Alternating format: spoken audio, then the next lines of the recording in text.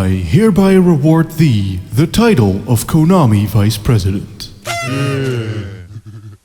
Yeah, so this actually happened. Kojima basically brained his way to the top, and despite rumors that Konami CEO never actually liked the dude, still got himself a top-notch position. Though, you'd think, given that he didn't want to keep making MGS games ad nauseum, the last thing he'd want was an even bigger position at the company, but sad fact is that leaving Konami often gets you blacklisted to hell and back, and so maybe to him this was his sole chance at a shot at keeping busy with other stuff, all the while the Gulag dwellers would take over the Metal Gear reins slowly but surely. And I mean, hey, if not that, then at least a bit more sway could allow him and his team some more freedoms. Sweet baby Shinta, for instance, actually set out to make a dream game all his own. The next Metal Gear was going to be this crazy different action spin-off, and Hideo himself even got down and dirty with this weird-ass fan of his who he had met during this awkward-as-fuck interview with him and Shinji. Swery69 or some shit? I don't know. February, aka month 2 of the year 2007. A Japanese games writer and director called Suda51 claims to have gotten hold of Hideo Konami's Sdatcher license. People laughed him out the room. April, aka month 4 of that very year. He announces it formally in an issue of Famitsu, called it Project S, and said that Hideo himself would be on board too. People take notice yet still proceed to meme on a boy. Years go by, arcs develop, sagas conclude, until the year 2011, month 8, codename Augustus, Project S came online. 1 month passes, making it 9. September the 2nd would be the time.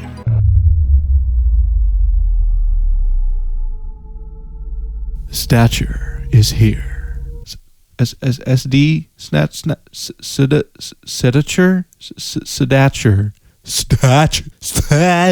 Seriously though, what the fuck kind of name is that? Especially considering that there's also an SD Sdatcher, which is a cute version of the OG Sdatcher. Like, that's a bit of a bruh moment there. A yikes for me, bro. Anyway, it's an audio drama, so like just some voices set to a black screen. Said voices were written and in a few cases even acted by Suda and Hideo. Other actors include their friends and family, and your boy Yamaoka did the music. So literally, this is 2 veteran game devs, both with high positions at their respective companies, making this cool level tier side project, and I fucks with it like you done know. What I don't know, though, is Sdatcher itself. I haven't actually played it yet. But seeing as this is a sequel, I figured I'd dip in real quick, and it seems good. It's about this sexy boy called John Jack Gibson, which is the most Japanese making up an American name ever. In the actual game, he plays a corpse, apparently, and the story here is more or less about who, what, how he got there. Other than that, I can't really say too much about it, aside from the tone being pretty interesting. The voice acting, for example, is very Yakuza cutscene, but the music has a strong Kavinsky vibe about it. So, literally all music made by white dudes in their 30s who wear Ray-Bans. And I gotta be honest, I'm not a fan exactly. That wireframe garbage is so grossly oversaturated at this point that it's lost all meaning. Not to mention people lumping it together with Vaporwave, which gets my tits going something fierce. But I guess that isn't really Sdatcher's fault, as it predated that trend by a good few years. For what it's worth, in any case, it is basically just a bulk of Suda writing, and I'm always down for that. And I do also dig the idea of audio dramas a lot, as I even tried making one myself many years ago.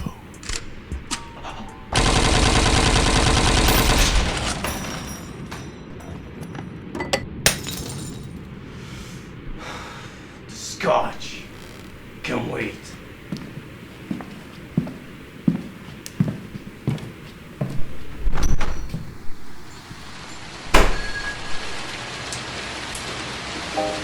I am, however, obligated to tell you that more Sdatcher audio drama collaborations between Suda and Kojima were planned, but for reasons not yet obvious at this current place in time, it's safe to assume that those will never happen. Hell, even at the time, Suda had his hands more than full with Frog Minutes, an Ava rhythm game called Evangelion Third Impact, and the entire mess that was Shadows of the Damned and its development, all being set to release in 2011 as well. And then there's also all of the stupid shit planned for next year, like Cinemora, Lip Maiden, Lollipop Chainsaw, Black Knight Sword, and the baseball-based Connect 'em Up Diabolical Pitch. And then there's Hideo hard at work on that action game MGS spin-off, which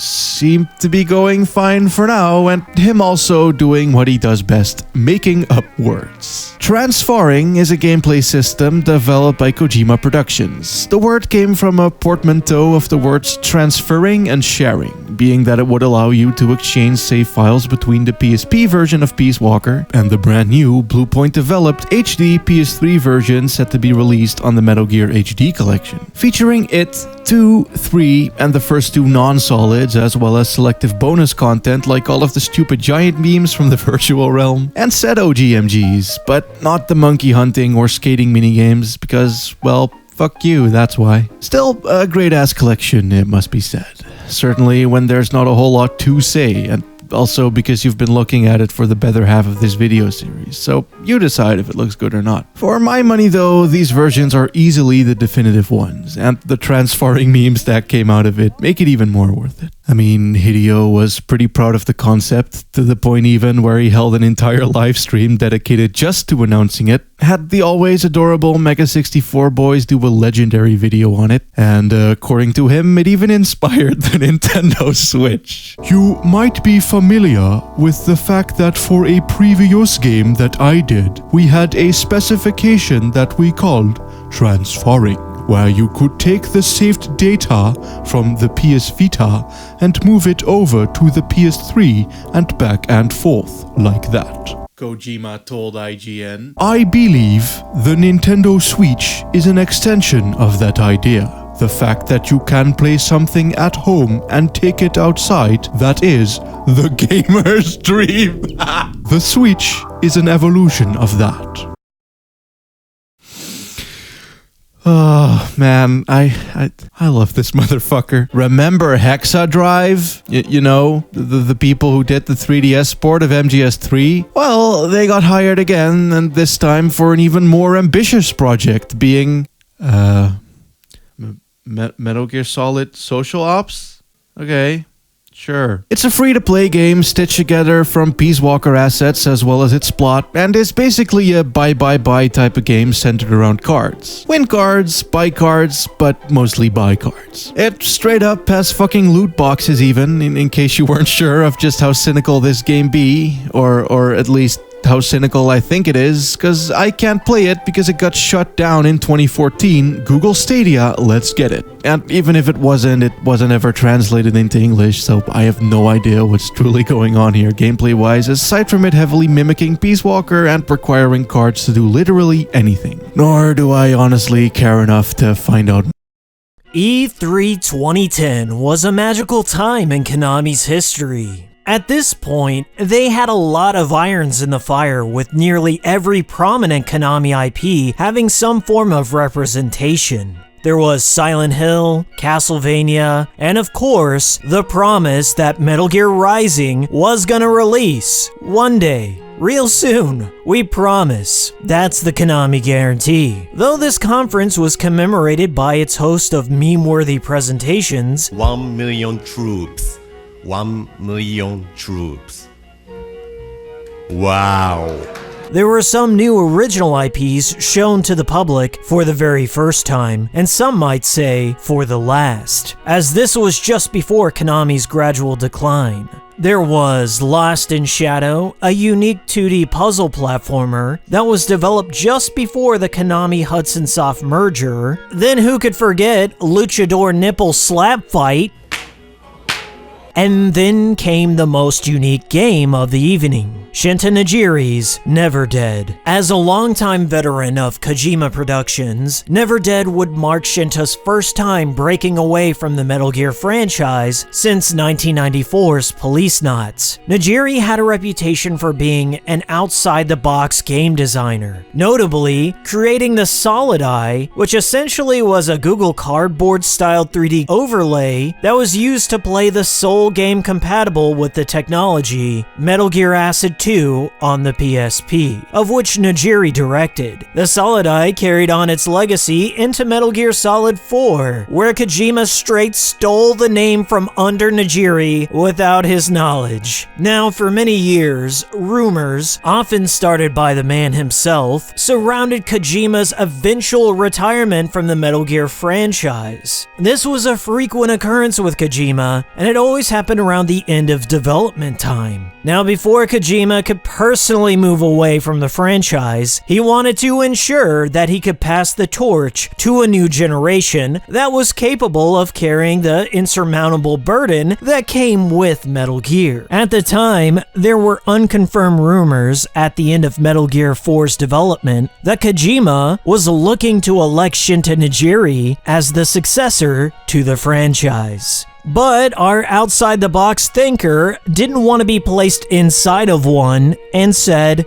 no. Though this is just a rumor, statements made during interviews with Shinta seem to support this scenario. Why did you decide you wanted to go outside of Kojima Productions and do something else? I jumped to make my own new IP because I think Konami needs new IP, but it's complicated. In Kojima Productions, we have some obligations to make a franchise. My ex-boss wanted me to make games in the franchise, but I didn't think so. You were working on several Metal Gear Solid games. Would you like to work on Metal Gear Solid 5 as well? That's a very difficult question to answer, but I no longer belong to the production. It's pretty hard for me to work with the team again, but currently I'm trying to concentrate on the NeverDead project.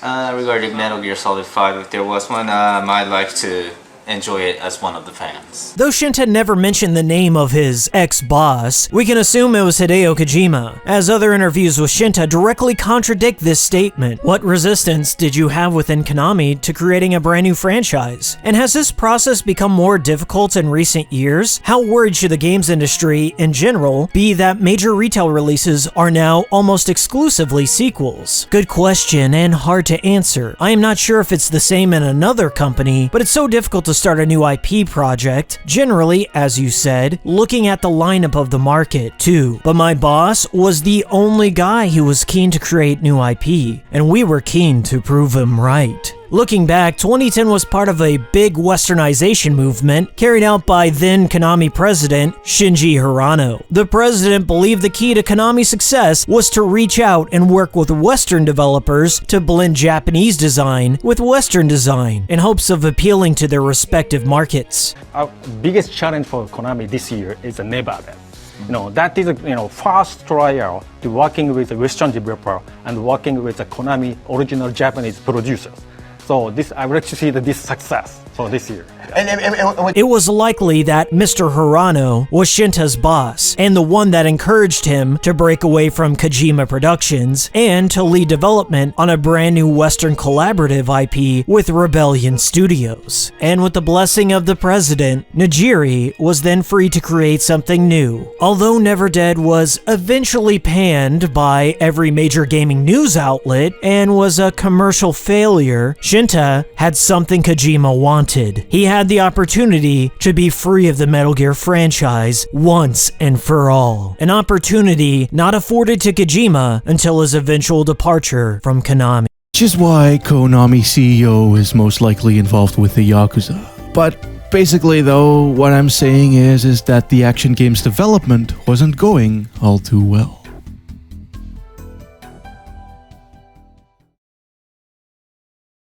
You see, the game was meant to be a title telling the story of Raiden and his escapades between MGS2 and 4.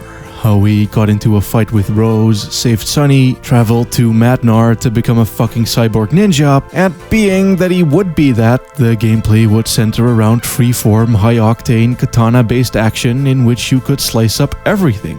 Early demo trailers show off as much.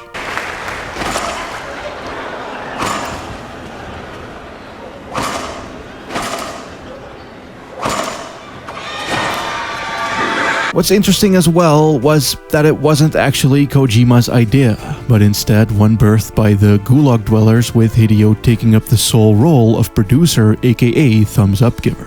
Which is seemingly where he wanted to be. I mean, he became vice president, let the boys do spin-offs, and said that he wanted the series to end multiple times for a reason. So honestly, things were looking pretty good.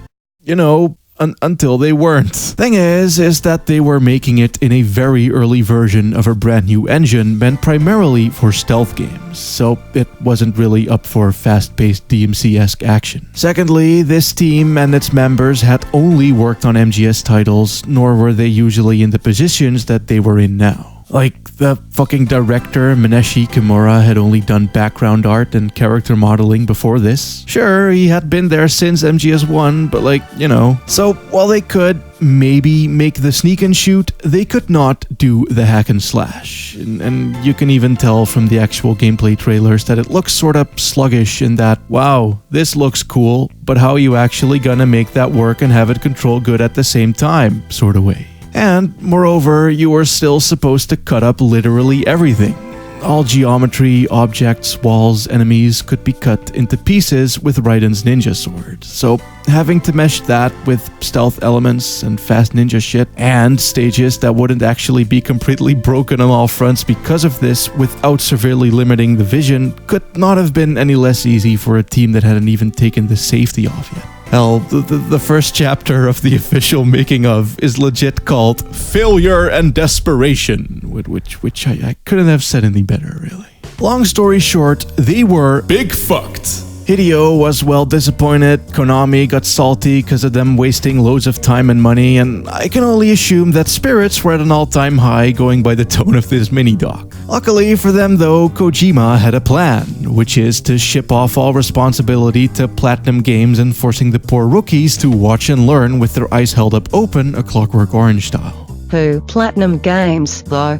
Well, the studio behind Bayonetta, Vanquish, Nier Automata, Macworld, and The Wonderful 101, of course, specializing in fast-paced action games as they rose from the ashes of Clover Studios, aka the house that Godhand and Okami built, and were already well known for working with prolific directors like Shinji Mikami of Resident Evil fame and even a few licenses here and there. They made games fast, efficiently, and professionally, so honestly, them as a choice in studio couldn't have been more perfect. However, to undo the floundering, changes had to be made. The story would no longer be set in between MGS 2 and 4 for one, and would now take place after the fall of SOP, yet they would also scale back on the more radical elements a little bit, streamlining shit into a game that actually functions and runs well in Platinum's own batshit engine. Directing it now as well would be Platinum's own Kenji Saito, also a rookie director, but one forged from the flames of cool, beautiful Joe level design and having done something on the Fist 'em Up classic, Breakdown. I don't really know what exactly, but any excuse to mention Breakdown is a good excuse in my book. Elchaying around the globe like a warlord fighting for the little guys, letting one rip like an edgy-ass boy, it's Raiden. Yay! This time, not a rookie wussy boy a la 2 or a dead inside loner a la 4, but more like the quipping douchey memeezy brohound a la graphic novel. So, I'm just saying, maybe that's what this is. The canon MGS2. Oh no. Anyway, yeah, we after 4 now, and the world has gone to shit, pretty much. Mercs is everywhere, fighting wars over nothing, and Raiden, as part of Maverick, has to stop them by fighting over more nothing. Aiding him along the way, though, is a team consisting out of Boris, a jolly Russian guy telling you where to go as well as offering some comic relief, Kevin, a cool black dude telling you where to go as well as offering some comic relief, Courtney, a clumsy nerdy girl who tells you where to go as well as offering some comic relief, and Doctor, a German who tries to offer comic relief but is German. Perhaps. But first you need to take a dump. Wait, what? A dump? A digital optical output mounted proxy. And people say Germans aren't funny. He's also a robo-doctor who makes the parts for your upgrades and can tell you about the various enemies as well as where to go. I'm gonna be honest, the cast here isn't exactly amazing, but they did bring back the codec proper as it was in the first 3 MGS games, in that each area or event will have at least a few calls relating to it for each character. The content of these is a bit baseline compared to what, say, Metal Gear Solid 3 offered, and given that there aren't like a billion items to ask about, there's also way less of it, but that doesn't mean that we can't still meme about torture porn, student loans, and of course, actual memes. Well, that starts with me stopping this VR shit. The Sears program's one hell of a bad meme machine. Besides, you even get to make some more buddies along the way, like Blade Wolf, aka your robo-dog who does not understand the human emotions. Haha, so funny. George, who is mainly there to do what at least sounds like a horrible impression of Patois, but then maybe it's just a variant I'm not familiar with, but then he does also reference Vanilla Ice, so... Yeah. And finally, Sunny, now looking proper anime, still doing what she doing. These characters will not tell you where to go, but do offer up some comic relief. In fact, that's a bit of a theme in this game overall. Most story beats serve only as excuses to get right in somewhere and to make funny happen, aside from a few legit moments I will get into later, of course. Adios, amigos. In either case, while on mission, Raiden will get his ass beat by this lovely cheeky shit called Jetstream Sam, causing him to vow revenge, but also to do whatever the main conflict is, which just so happens to be stopping Sam and his gang. All of whom are rather wacky go-fucky weirdos who really don't get a whole lot of screen time before you cut them down. Still, that isn't gonna stop them from waxing poetic about ideals and shit. Again, it's all kinda basic, certainly by Metal Gear standards, but really that ain't what this game's about. This is like one of those gameplay games. Oh, gameplay. So, before I get into said gameplay at all, I feel like I should hit y'all with some claimers and closures of the disvarieties here. Because, you see, I'm not really all that deeply into action games. I like my shooters, my zany simple beat-em-ups, and my stupid fighters, but I'm not the type to play DMC3 or Guilty Gears Who Gives a Fuck over and over, practicing the timing or dodge, cancel, aerial, double jump, parry, block, triple charge wombo combos. I do get those games, in a sense. I like seeing people analyze and play them, going into all of the deep complexities, but I don't feel the same way. I play them more casually, I guess. Button mashing my way through and really only exploring shit mechanically on a more surface level. And hey, this approach has gotten me through God Hand and DMC1, which I both absolutely adore. It's just that it didn't get me through DMC3. That game doesn't just have a high skill ceiling, but also a very high skill entry point. And given that these types of games are so hardcore focused, thus only rewarding higher level skills of play, you not meeting said entry point also kinda doubles as not meeting the enjoyment point. And that's not a critique, mind you. It is what it is, and it's made for who it is, but that is where I'm coming from. I'm pretty much in the shadow realm between most Western game journos who can't seem to tell the difference between God Hand and Bayonetta because they're both hack and slashers, lol. And the people who really go hard in the paint on this shit, and that I understand both sides but don't fully play like either. And so, finally, it is with that I say that MGR really doesn't seem all that deep at all? Question mark?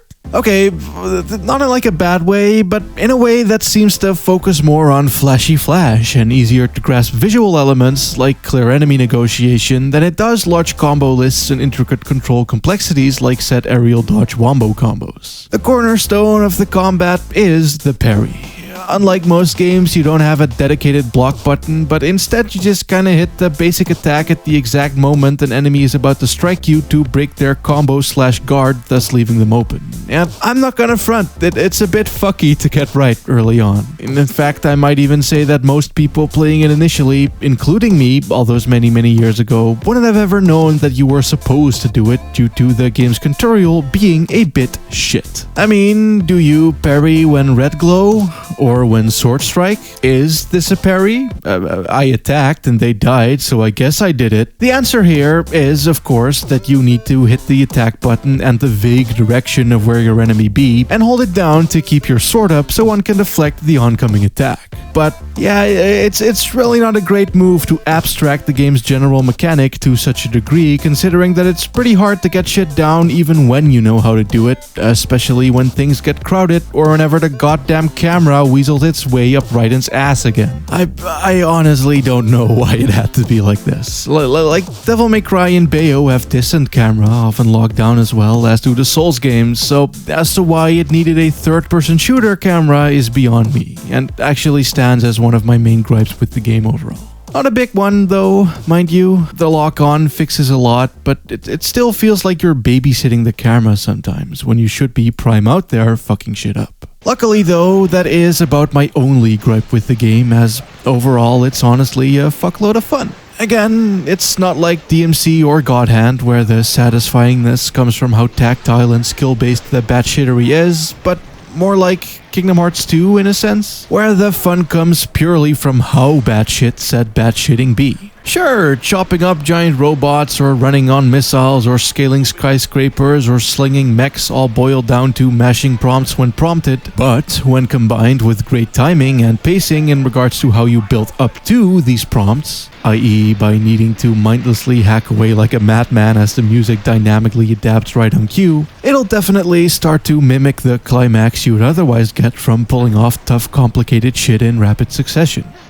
And, I mean, there's also just so many well-placed contextuals and contextuals coming right at the end of you epically Kenshiro-ring a dude with your sword, which is already fun to fuck with on its own as they manage to maintain the Koji Pro vision of being able to manually slice up everything.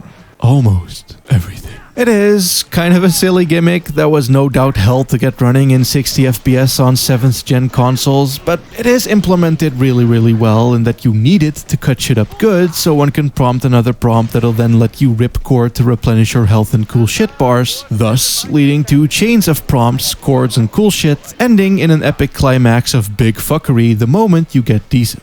Oh, and also doing the parries good in between all of that will often let you access slice mode instantly as well, which really makes for an amazing ass flow. That's my boy.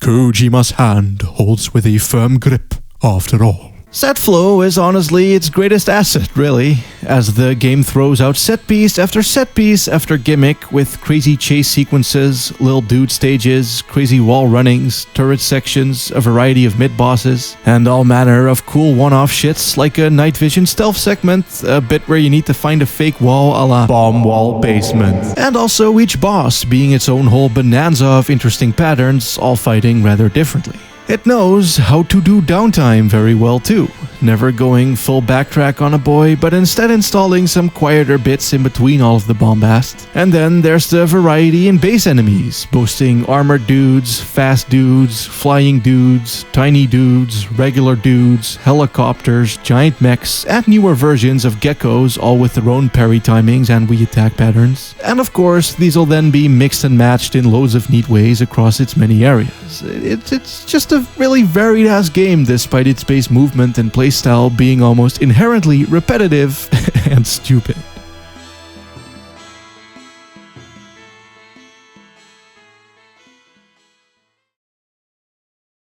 So really, all the story is just stop the bad gang and Jetstream Sam, who happens to be part of the bad gang. All along the way, Raiden slowly realizes that he was a bloodthirsty killer all along, which entirely shits on everything MGS2 and 4 tried to give him in regards to closure and the good life. But I will admit it works well enough as a fittingly stupid character arc for this game. Of course, with the main guys, aside from Sam being very 1D, the reveals and revelations are about as weighty as a David Cage death scene, given that they deliver most of it, but again, for a mostly comedic action game story, it's honestly fine. All of this, in any case, leads up to the big twist that in control of the bads all along was US Senator Armstrong. And I feel like before I even attempt to discuss this man and the absolute genius of his dialogue, I need to establish the politics of Metal Gear. Now, I know,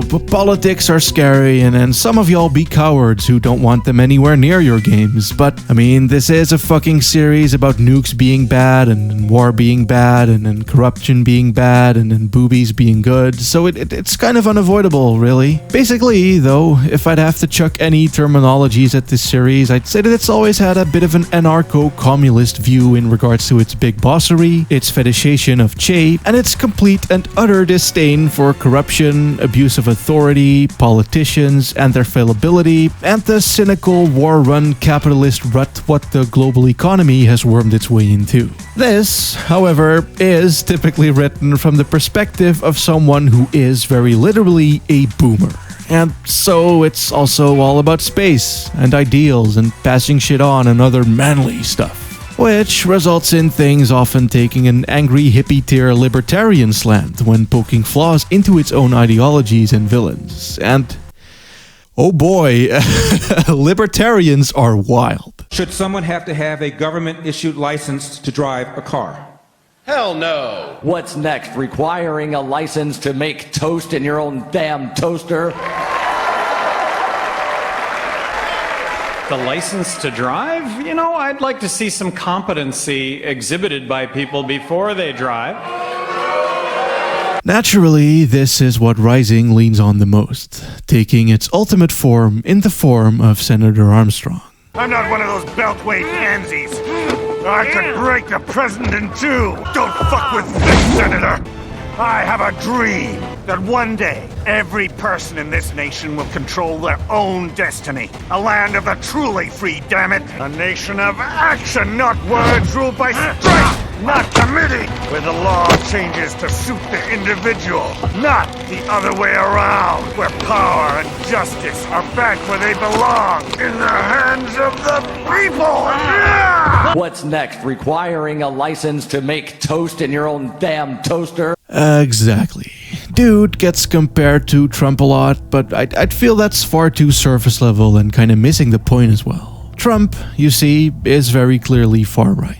A hardline capitalist and a bit fashy per extension, and while those ideologies do give way to a similar survival of the fittest mentality, it doesn't come from the same place. As fittest to someone on the far right just means richest or even whitest, but to Armstrong, very clearly going by the Kojima boomer handbook, fittest literally means fittest.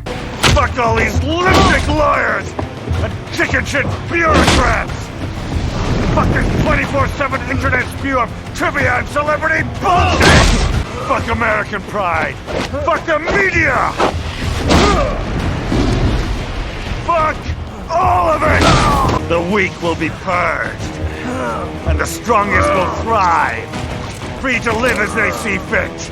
They'll make America great again!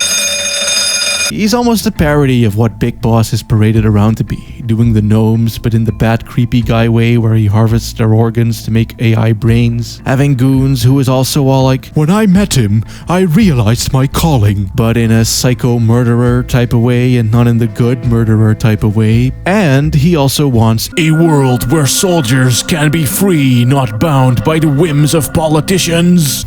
Only not in the kinda sketchy but kinda good militia sense, but in the turning the world into a battle royale free-for-all sense. In my new America, people will die and kill for what they believe! Not for money, not for oil, not for what they're told is right. Every man will be free to fight his own wars! Pure brawn deciding which chops get chopped. Freedom in an animalistic sense, I guess. which, if you ask me, is a very fitting direction for this series to take. I mean, MGS2 and 4 were all about complete control at the hands of malicious machines, and now that that framework has been knocked over, it wouldn't be too unrealistic to think that many people would start advocating for the hardline polar opposite. So, for something so super stupid, it's honestly pretty clever. Your memes end here. For real, the overall writing in Rising is incredibly platinum, so very goofy, 80s action movie-like, but with a hint of anime and self-awareness, yet also a questionable lack of the latter. You are full of surprises, Mr. Lightning Bolt.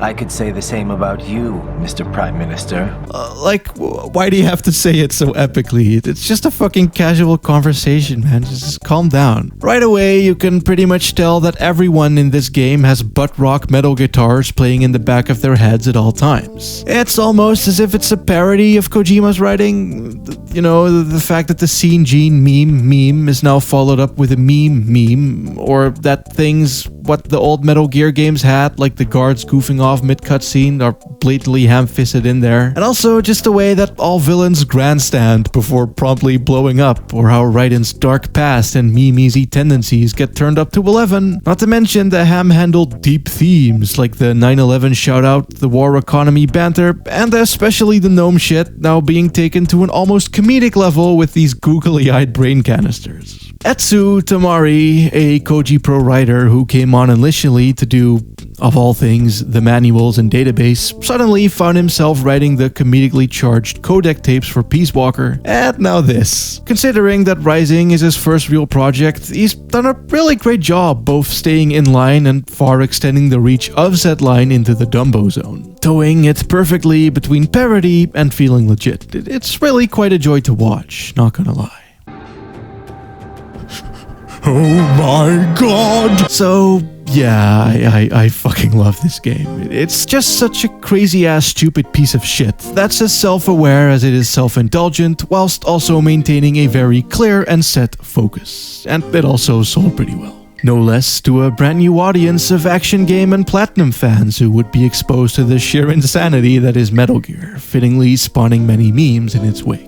Essentially though, Rising showed us that you could make an MGS game without Hideo, while also perfectly highlighting exactly why you couldn't, what with the OG's development and NeverDead's whole debacle. Thus, putting Kojima and co in quite the precarious pickle. I mean, he himself wanted to move on and just do vice president things and more fun side ops with Suda, but he also couldn't leave his team, now one man down, to fend for themselves in the gulags, not to mention their engine being old and stanky, and there also being a new console generation on the way. And so, the website Development Without Borders would already be up before Rising had even released. Its main aim was to crimp new team members to help them build a new next-gen engine labeled the Fox Engine. This was, by the way, the experimental engine what early Rising ran in, so I'm sure they needed all the help they could get polishing this bitch up for the next forced mainline MGS game. And hey, they even showed off some next-gen jungle footage that looked very pretty indeed, hinting at that maybe the next installment would once again star Big Boss. But my next game, my next project to utilize this new engine will be a multi-platform game and will be transferring enabled for...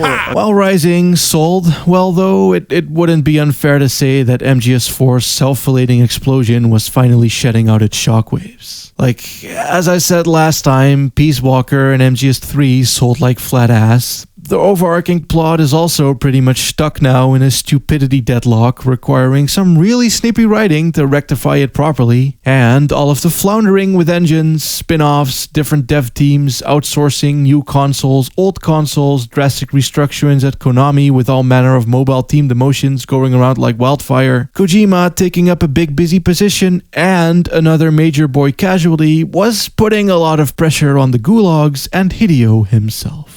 But that's about as far as I'll go, as for now, this pressure cooker ain't nearly hot enough.